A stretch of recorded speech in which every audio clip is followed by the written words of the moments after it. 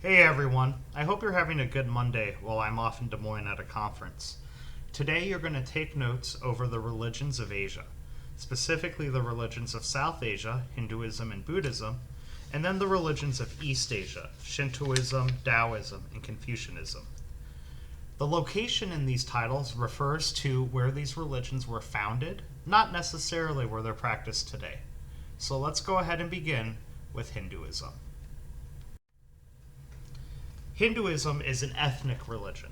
Remember from our discussion last week that an ethnic religion means it's tied to a specific cultural or ethnic group, and it's heavily localized. That is, you're not going to find many practitioners of the religion outside of the dominant area of practice. If you look at the statistics on the top of this slide, you can see how that's very much the case here. 950 million people practice Hinduism in the world. Of those, 97% live in India. The other 3% are scattered throughout the world, and you'll even find practicing Hindus, here in Cedar Rapids and Iowa City. Hinduism as an ethnic religion is heavily personalized and places a lot of emphasis on individual worship. That means people of different backgrounds, different cultural groups, or even different ethnicities might practice Hinduism in different ways. How one person practices and worships in Hinduism might be very different from how someone else does. There's a heavy importance placed on finding one's personal path to God and to enlightenment in Hinduism, and you'll find that people have personal shrines at home dedicated to different avatars or different gods or versions of a god that are important to them and their family. Hinduism, although it's practiced mostly in India today, has its origin in Pakistan, to the northeast of India. It was founded along the Indus River, and even today we see that rivers are of significant importance to Hindus. Over time, practitioners of early Hinduism migrated southeast to India, and that's why we find Hinduism predominantly in the southeast today. Maybe in middle school, or if you watch the History Channel or other educational things on television, you might have learned about ritual bathing in the Ganges. Hindus believe that the Ganges will purify them, and so you find people that engage in religious worship by bathing in that river. Now, there's one thing that makes Hinduism kind of hard to classify. Last week we talked about the difference between polytheism and monotheism. Remember that polytheistic religions believe that there are multiple gods, while monotheistic religions believe that there is only one. Hinduism is an exception to this. They are a polytheistic religion, but believe that there is only one god, Brahman. Brahman takes different forms, and these forms are called avatars, like Avatar, the movie with the blue people, or Avatar, the Last Airbender. What an avatar is a different form or incarnation that a god takes when performing specific tasks. At the core of Hinduism is this idea that Brahman, the one god, takes different forms or different avatars when performing different tasks, such as the creation of the world, the destruction of the world, and being the patron god of different places and events. Hindus believe in reincarnation, and you probably have heard of in middle school how there are different levels and you want to get to the higher level, and cows are sacred to Hindus, and you want to achieve nirvana, and that is all part of this reincarnation. This belief in reincarnation also led to a development of a very specific social structure called the caste system in India. The caste system had 5 or 6 different levels of social status, with the lowest people being untouchables, and working one's way up from there. The idea being if one lives a good life according to Hindu principles, that in the next life they will come up in a higher caste. Today, the caste system is illegal. However, the British, when they were in colonial control of India, used the caste system to their advantage in trying to control the indigenous population. Even though Hinduism is highly personal and individual, you still will see Hindu temples scattered throughout the landscape of India. These may contain artifacts, symbols, or images of a particular avatar or god that was particularly important to that region. Hindus may also have a shrine at home for particular gods that are important to them and their family, as I mentioned before. One thing I want you to notice about this particular Hindu temple on the screen here is that it is relatively symmetrical. That is, if you were to look at this building from a distance, you would see a fairly even symmetrical shape. This represents the idea of the one god Brahman. However, when you look at the close individual detail, you'll see that the temple itself is not actually symmetrical, that the figures on different sides of the building do not reflect each other. This, again, reflects the idea of a polytheistic religion, even though there is only one God. Moving on to Buddhism. As opposed to Hinduism, which is a ethnic religion, Buddhism is a universalizing religion, which means they do not tie themselves to any ethnic or cultural group, and they do seek converts, people to join their religion. Buddhism today has about 400 million followers. However, it is very difficult to gauge the actual number of followers of Buddhism because although we consider Buddhism a religion in geography, there are other people in the world that will say Buddhism is a philosophy, a way of living that you can practice and still have another religion. Buddhists believe you can be a Buddhist and have another religious faith at the same time, although other universalizing religions do not share that particular viewpoint. Buddhism is a historical religion founded in the northeast of India. Although it was founded in India, it is not largely practiced there today. Most practitioners of Buddhism are found in China today. Buddhism was founded by a real historical figure, Siddhartha Gautama. Siddhartha was a prince living a life of luxury. Siddhartha never wanted for anything and had every need and want catered to. Part of that life of luxury also meant he never really left his palaces. He had at least 3 or 4 different palaces throughout India that he would live in, and he never really spent much time outside of the walls of those palaces other than traveling between them. One day, when he was 29, he decided that it was important for him to leave his palace and see what the real world was like, and he was shocked. As he left his life of luxury, he starts wandering around and sees suffering and hunger and thirst everywhere that he goes. Experiencing this for the first time at 29 really disturbs Siddhartha, and he goes on his own pilgrimage trying to understand the way the world works. He lives a life of what we would call asceticism, and that is he forsakes all possessions and says that ownership of property isn't anything, and he gives all his stuff away. Eventually he says, this is too extreme. I have to have some food and clothing in my life. And so his quest for enlightenment is also the quest to find what he would call the middle way, living between the life of luxury and total poverty, living essentially with just the bare necessities. Shortly after he begins his quest for enlightenment, he finds enlightenment under a Bodhi tree, a special type of tree found in India, and we'll talk about that in a little bit later. One of his first sermons he gets after becoming the Buddha, he presents the people with the 4 noble truths. These are the 4 core concepts of Buddhism. First, that every living thing endures suffering. Suffering is a natural part of life and not something that should be avoided, but something that should be embraced as part of the human condition. Second, that suffering leads to reincarnation. Much like the Hindus believe that leading a good life could lead to higher levels of life in a future reincarnation, Buddhists believe that by embracing your suffering, you'll be reincarnated as a higher form, or eventually leading to nirvana, which is the third of the 4 noble truths. And finally, he believed and created what he called the Eightfold Path.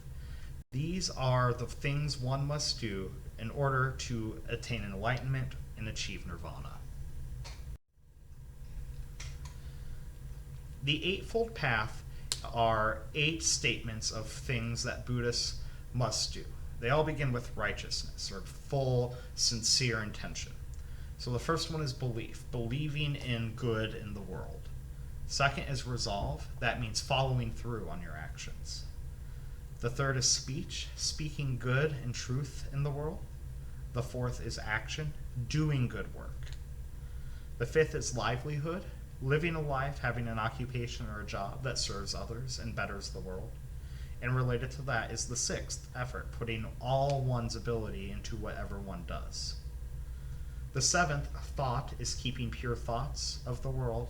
And finally, the eighth is meditation, taking time to reflect and think about the nature of the world and the universe. Also on this slide, you will see the three major branches of Buddhism. You don't need to know much about these particular branches other than they exist. Mahayana is by far the most dominant branch of Buddhism. 56% of Buddhists in the world identify with this branch, and you're largely going to find them in China, Japan, and Korea. Theravada Buddhism is the second largest branch, and they're going to be largely found in Southeast Asia, Thailand, Vietnam, Laos, and Cambodia. And the third branch of Buddhism is Tatrayana. This is the branch of Buddhism that probably gets represented the most in popular culture, although it is the least practiced. These are our Tibetan monks. Our friends that live in Tibet and practice Buddhism are practicing Tantrayana Buddhism. Tantrayana are going to have the most radical or extreme beliefs in giving up your worldly possessions in order to fully practice the religion. We're now going to take a look at some important sites and forms of architecture for these religions. On this slide, you will see a Buddhist pagoda. That's the big one here on the left. Here. A Shinto pagoda, the smaller one on the right, and we'll talk more about Shintoism in a little bit. And then a Baha'i temple. A Baha'i is another universalizing religion that is very much connected to South Asia. However, it has practitioners all over the world. And the Baha'i Center in Cedar Rapids is just down the street on First Avenue if you want to learn more about Baha'i. Lumbini is a sacred site to Buddhism. Lumbini is the supposed birthplace of Siddhartha Gautama, who would eventually become Buddha. Here, this tower represents where they believe his birth was and the palace that he lived in as a small child. Bodh Gaya is the historical believed location of the Bodhi tree we mentioned. This is the tree that Buddha sat under when he found enlightenment and became Buddha. Today it is a major tourist attraction, not just for Buddhists, but for all people interested in India, China, and religious culture. This image is taken from the Deer Park at Sarnath. This is the location where Buddha delivered his first sermon and found his first 5 followers. The first sermon he gave is oftentimes compared to Jesus' Sermon on the Mount from Christianity. It's also the location where he first publicly told people about the 4 Noble Truths. Kusinagara is the last of the important sites for Buddhism that you need to know about. This is Buddha's burial place.